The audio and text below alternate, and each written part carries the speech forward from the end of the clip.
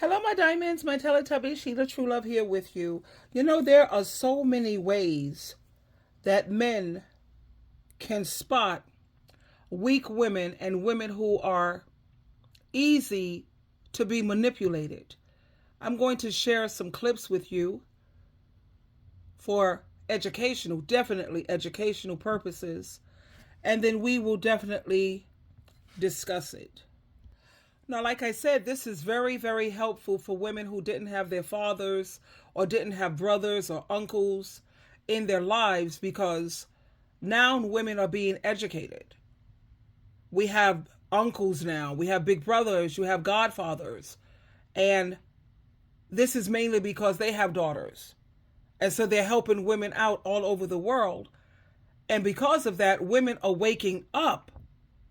I mean, in record numbers, and it's beautiful. Let me share this with you. Okay.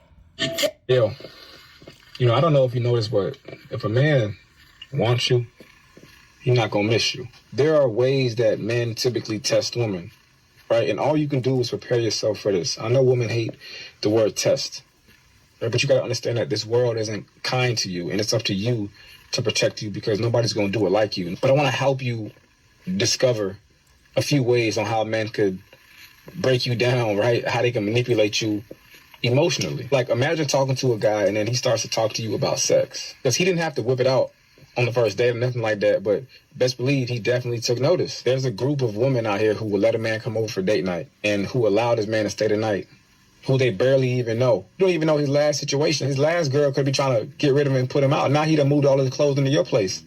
And now you still paying the bills. Now he's asking to use your car. He don't have a car. He was using the other girl's car when he met you. Shouldn't be taking out no money out of your account, or because he's going through something. That's not your responsibility. He can go talk to his mother. He can go talk to his sister. He can go talk to his friends. But you can't be out here dating and giving a man your address to your house, especially on the first date, just because you want that princess treatment when he come and pick you up. I know you want that, and I get it. But now crazy knows where you live. So listen to me. All you got to do is show him kindness. Let him go through God to reach you. If you continue to try to teach a man how to love you or why to love you, then my love, you're already loving backwards for a man that should be viewing you as you being the prize, not the other way around. So to break this down even more right quick, there are going to be 4 ways that a man's going to try to test you. 1, he's going to try you with words. 2, he's going to love bomb you after the words. 3, he's going to start asking you for favors, right, after the love bomb. And 4, he's going to hit you with a test just to see if you can deal with his inconsistencies. Right, he's going to see if he can call you whenever he wants to. He may tell you, hey, I'm going to call you when I get out of work at 5 p.m. Your phone don't ring till 8 p.m. He's going to try to give you the bare minimum to see if you accept it. And if you accept it, it's no longer on him. It's on you, because you know better. Give you the game right quick, because the quickest way how to stop that is when you see a man think that he can do whatever he want to do, you can say, hey, listen, I don't play with my time like that. So if you give me your word, then make it your best to stand on it. If you can't, then just let me know. I'm on these coaching calls and I hear it. But even if a man yells at you, you got to tell him, hey, listen, you're not going to talk to me like that. And if it happens again, you ain't got to worry about me. That's how you check that. Stop allowing a man to come in your life, give you less than what you deserve, and then claim that like it's the best thing that happened to you. Listen, sometimes the only time that they're going to learn how to appreciate you or listen to you is by losing access to you. But my goal on here is to not make you overthink, but it's to honestly let you know that somebody cares about you. Oh, God. Okay, let's listen. Oh my goodness, let's listen further, because he gave some very, very useful and helpful information. Let me help you out with something. In my 20s, I was really good at love bombing. So I just want to give you some game, and maybe it'll help you protect your heart. Because who's going to do it like you, right? End of the day, love bombers, they push you away to pull you back in. They pick you up to put you back down. They open that door and close the door in your face, right? They don't care how smart you are. They don't care how pretty you are. They don't care what you got going on, because they know that the average woman has a thirst for genuine love. And they're so smooth with it that you don't even recognize them executing their plan, their agenda. They want power over your mind. They want to own mental real estate, right? So don't ever think that they can't happen to you, because you'll be wrong and you'll be misguided and you'll be, led astray. But it don't matter if you are guarded or, you got trust issues or you've been raised with men, like, none of that don't protect you from high-level manipulation tactics. And you worried about sometimes the wrong thing, but at the end of the day, it's about psychological warfare and gaining control of your mind, so guard your heart. Love. Okay, now, how do men pick who they're going to manipulate, and how do you know when he's genuinely interested? How do men pick who they manipulate, and how do you know when they're genuinely interested? Oh, there's always a profile to a manipulator. I'll give you some common reasons how they can tell if you're easy to abuse, manipulate, or exploit. Number one is if you're codependent. Another one, if you have low self-esteem. If you discount the positives, that's another thing. If they compliment you and you minimize yourself. If you're a catastrophic thinker, whether you magnimize things or you minimize things. If you operate from a place of low self-worth. If you shy away from just general conversations, those are the things that they pay attention to. If you have trauma, that's another thing. And if you are vocal about your trauma, if you have trauma from previous relationships, if you have negative experiences in your childhood and you are vocal about that, they can see that. They can see that in the way you speak, in the way you behave, in the way you interact with people. That is the easiest way to identify if they can manipulate you. If there are certain qualities about yourself that you find low, if you have a lack of self-confidence or anything like that, they're going to take that weakness that you have and they're going to exploit that to use it against you. That's the way that they can tell if you're a person that they can manipulate. That was some excellent advice. I'm going to share some more clips with you later on, but there are some more common ways that men can spot whether you are weak-minded and gullible. If you have low self-esteem, men target women with low self-esteem who they're more susceptible, like when it comes to flattery or giving you attention. Women who are emotionally unstable or struggling with mental health issues may also be more vulnerable to manipulation. And what about the lack of boundaries? Women who have a problem saying no. Women who struggle with setting boundaries or saying no may be seen as easy targets also for manipulation. And then you have the women who are people pleasers. They prioritize pleasing others over their own needs, and that's what makes them more vulnerable to manipulation. And then you have those who are very naive. That was me, raised in a Jehovah's Witness cult. Very naive. I lacked experience when it came to the real world because I was raised in bubble world. Women who lack life experience or who have been sheltered may also be more trusting and vulnerable. And then there's the gullibility, like 2 Timothy chapter 3, verse 6 says, that men are going to be going into the home of women seeking weak-minded and gullible women. Women who are overly trusting or naive. That was so me. I was so green. There was nothing ripe about me. They're more likely to believe false promises and lies. And then we know about desperation. People who are desperate for attention. Women who are desperate for love. And there's nothing wrong with wanting love. But then you have them. The problem is with that desperation. When you're desperate for attention, that also puts you in a place of vulnerable and you're easily manipulated. And then you have women who are financially needy. They're struggling financially, and they may be more susceptible to manipulation by men who offer them financial support, which of course half the times is a setup. And when you lack self-awareness, when you're unaware of your own emotions, women who are unaware of their own emotions, their own feelings, that's a setup that makes you an easy target. And what about women who are unaware of red flags? Like I said with Cassie and P. Diddy, the first time she saw a red flag, she should have did that immediately. Don't give him a chance to invest so much in you, and then that's going to make it hard for him to let you go. And that's what happened with Cassie. He invested so much in her after she was with him 10 years.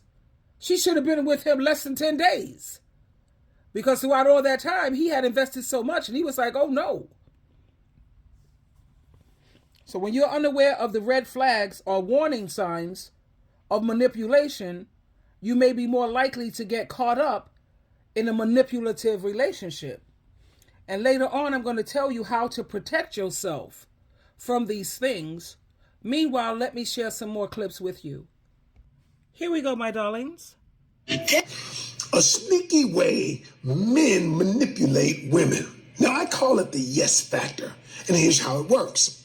I get you to agree to a smaller request. For instance, I say, hey, would you pick me up something, bring it over to eat? Okay, or let me borrow your Netflix login. I don't have Netflix, and you agree to it. Well, what's really happening is I'm actually setting you up for a larger request. Now, this works because when people agree to something, what it's really saying is this is in alignment with my value system, with my belief system. I agreed to do this, so you know what? I'll agree to do that. It's called the yes factor because all I need to do is get you to start saying yes. I need you to be aware of this, y'all, so that you don't go down the road of manipulation or someone else manipulating or misusing your kindness. Here we go. How can a man tell if you are weak? How can a man tell if you're weak? If I keep doing stuff to you, you never say nothing. I do it right in your face. You never say nothing. You know what they tell me? You want a man. You let me do whatever just to keep me there. So once I know you don't open your mouth, I know when I come in late, you ain't gonna say a word. I'm gonna come and go as I please. And you're never gonna leave. Number two, I can get you pregnant with a bunch of babies and you never say nothing. That's on you, it ain't on me. You gotta walk around with that big old stomach. Sweating, going through it, stressing about me. Hell, I can go out there and stay gone as long as I want because you're dedicated to them kids. See, I'm the man supposed to go out there and work, make the money. You sit at home, you answer to me. See, messing with your mental right now. You know what I'm saying? You think about these kids ain't really got no father because the father's outside doing what he want to do with any woman, but I'm seeing stuff and my life is over. I ain't got nothing for myself. But you better be careful because guess what? When them kids get older, guess what he gonna do? Turn them kids against you. Because he finally gonna leave. He gonna tell them kids, she is the reason why I left. And them kids gonna start hating you. They gonna start resenting you. Number three, once that man know he can beat on you, verbally abuse you, and you scared, get what he's saying? I got her so scared, man. She always gonna be a slave to me. She always gonna do what I say. Cause she's scared I'm gonna take her life. And one day I might. She ain't never without me. Huh? You gonna get tired of getting black eyes. You gonna do what he said. Okay. He go to money. Okay, I'm sorry. You gonna be a little child. Being disciplined by their parent. And you the child, he gonna be your daddy. Whooping you whenever he feel like it. When he feel like you trying to talk back and be a strong woman and raise your voice, you ain't got no choice but to take the beating. Unless you pack your bags while he at work and just leave and run off. Because guess what? If you don't run off, your life gonna be took by him. Because one day you may get tough and tell him, I don't want you no more. I'm finna go. And that's when your life is over. Ladies, you better be careful. Stop being weak. When you start doing something wrong, get your ass. I need y'all to start observing more and reacting less. Here are 4 ways that men try to emotionally manipulate you just to see if you're the type that he can take advantage of. These things are so common. My clients have told me all about it. I've experienced it myself. But once you clock it once, I promise you the rest is just going to be so easy to spot. Number 1, my favorite, is the distancing / pull back / switch up thing that men do after they have been love bombing you, giving you all this attention, making you feel like, oh, he's so into me. Y'all done created maybe a little routine. Y'all talk around 8 p.m. every night. And then this one random night, he don't answer or he don't call you. The games have officially begun. What I don't want you to do is freak out, blow that man's phone up, or act like you just care so much and you're so disturbed by his absence, because you're just fueling it. You're making him feel like he's in control of your emotions and that you're already invested in him so early, and now he can just play. What I do is just fall off. You fall back, I'm falling off. I promise you they will be back and they will be wondering, dang, why she ain't chase me? Because over here, we don't chase men. Just don't fret and freak out, because 9 times out of 10, if he's acting like this already, he's not going to be a consistent person. So I don't really think that you should even deal with someone who does play games like that. But if for whatever reason you do want to deal with them, just don't feed into it. Just allow them to have their space for whatever reason they need it. And when they come back, just make them work harder for your attention. Number 2, canceling plans or changing plans at the last minute. Some men will do this because they actually have a genuine reason, but a lot of times men will do this just to see, if you're the type that's going to be at their beck and call and ready for whenever they reschedule it. Will you be the type that's like, oh my God, I can't believe you did that. I'm so upset. I want to see you so bad. Or are you going to be like, okay, that's fine. They prefer for you to act emotionally because it fuels their ego. And a man's ego really hate to see me coming, because I'm not finna do anything extra to stroke your ego. Please avoid that at all costs. Like, if a man cancel plans on you, if they change plans at the last minute, do not be readily available. And honestly, I would just not ever go out with them again. But if you know them and y'all already have a thing going, then just keep calm. And I promise you, if you do not react, they're going to be confused and they're going to be on you. They're going to be on your body. Once I sense that a man is like doing little things to get a reaction out of me or test my temperature, I literally just don't give them a temperature to test. I need your... You ever wonder how the narcissist in your life knew exactly what to say, what to do to break you? That's because they studied you first. When you're in the beginning of a relationship with a narcissist, they seem so in tune with you, right? They ask deep questions. They remember every detail. They make you feel seen in a way that nobody ever has. And I say this with a lot of love because I've been there and I don't want anybody else to fall for this BS. But it's not because they cared. It's because they were learning how to control you. Here's how it plays out. Let's say you start out by telling them your biggest fears, being abandoned, being betrayed, being unlovable. Later, they use those exact fears against you. They threaten to leave when you stand up for yourself. They make you feel like you're the problem, so you start to fight to prove your own worth.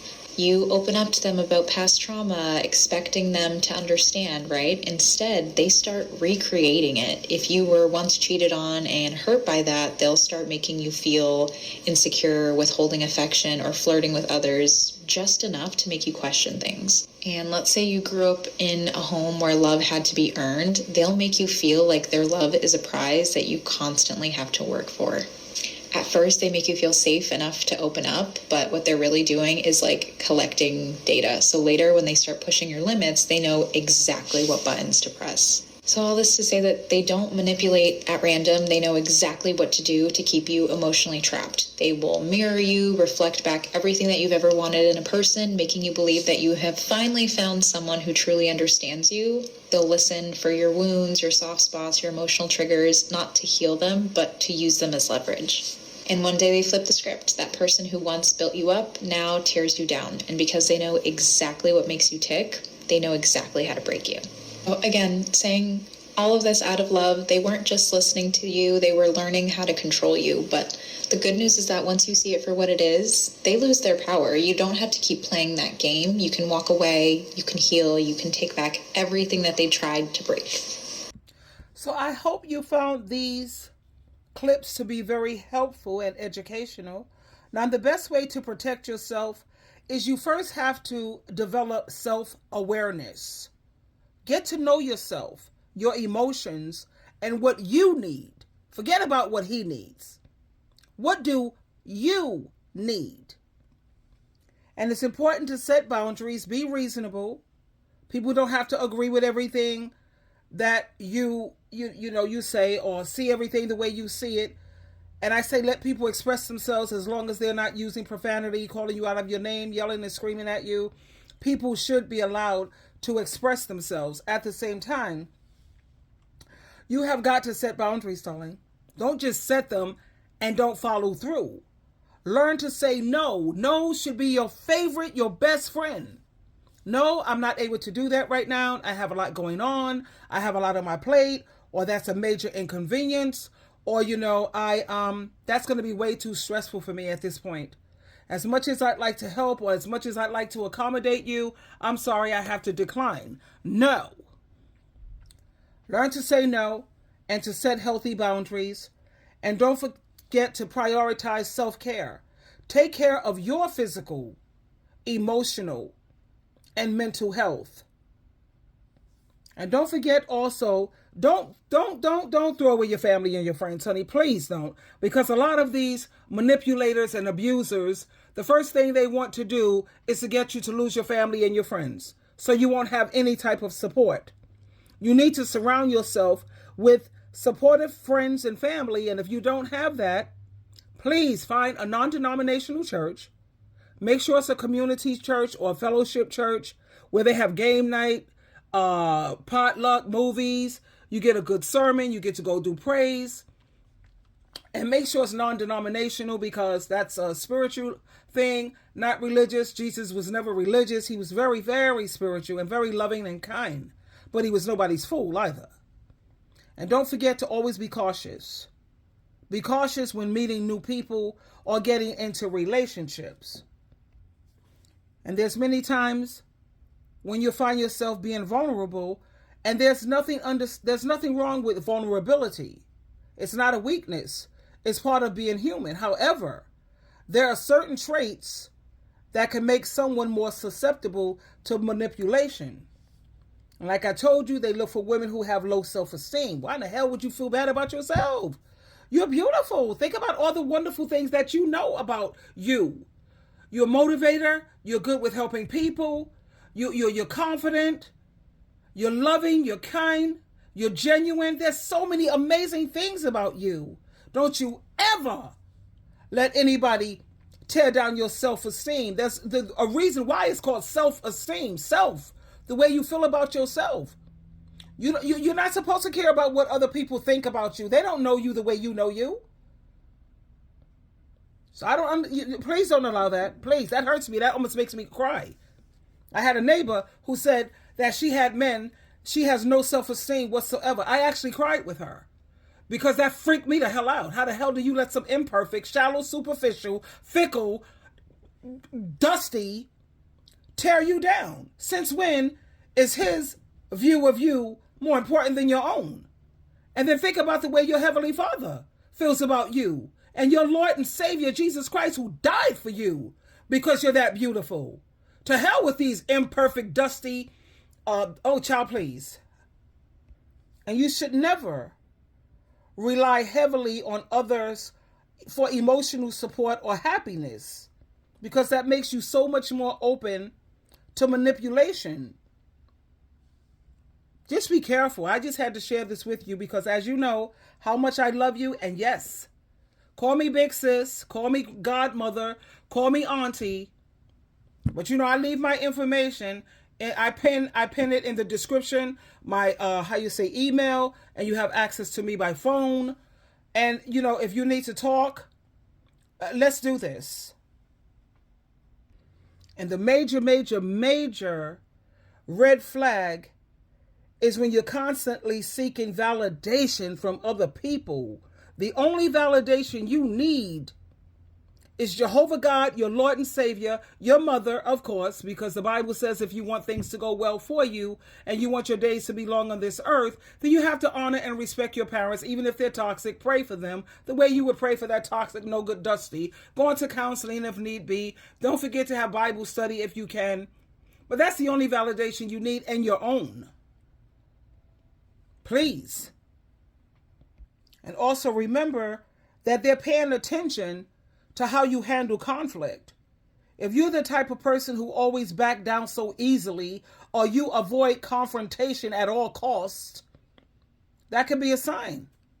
A manipulative guy, a man, Dusty, he sees this as an opportunity to push his agenda without any pushback. And I have a family member who hates confrontation, baby. Let me tell you something. That's the only way to solve problems. Nobody's saying be argumentative, because as a Christian, you're not supposed to be argumentative. But in order to solve and resolve things, you have to confront it. So for all those who hate confrontation, please work on that. Pray about it. I have no problem with confrontation, sweetheart, because I'm a problem solver. Don't come to me with a bunch of problems and you don't want to solve it. In order to solve this, we have to first what? Yes, exactly. We have to confront it. And I have the mindset of Jesus Christ. I try to look at people through the eyes of Christ. And I keep in mind, Jesus Christ was amazing. He was nobody's fool. I use Jesus Christ's logic. And that logic is Matthew chapter 7, verse 12. Treat people the way you want to be treated, and don't you ever do things to people that you don't want done to you. Nor should you allow people to do things to you that you know you would never do to them. So anyway, I'm getting ready to go to my OA meeting. See, good fellowship. You get good people. OA is Overeaters Anonymous. Because, you know, sometimes you do that emotional eating and what have you. So I have my friend Michelle coming to pick me up, and we have a really good time. And then afterwards, we go out to eat. I'm only joking.